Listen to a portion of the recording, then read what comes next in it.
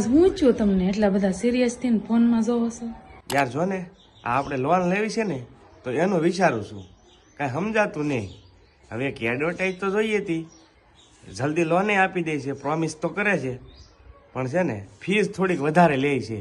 ક્યારે તમે સાંભળ્યું કે થર્ડ પાર્ટી વાળા છે કામ આવશે? હવે એ તો મને ન ખબર, પણ એ ખબર છે કે જલ્દી કામ થઈ જાય ને. આ સોશિયલ મીડિયામાં એડવર્ટાઈઝ બહુ જોઈ છે મેં એની. આ થર્ડ પાર્ટી છે સર્વિસ છે ને એ ક્યારે તમને ઉલ્લો બનાવી દે.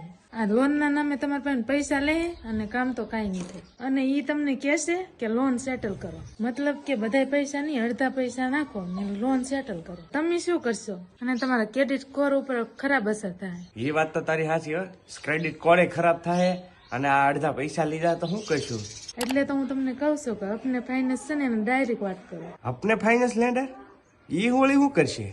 ઈ તમને દગો નહીં આપે, ડાયરેક્ટ સોલ્યુશન જ આપશે. હા થેન્ક્સ યાર, ત્યાં સાચું કીધું, એકદમ મસ્ત સમજાઈ ગયું છે. હવે તો ત્યાં જ જવું પડશે ને, એનો જ કોન્ટેક્ટ કરવો પડશે.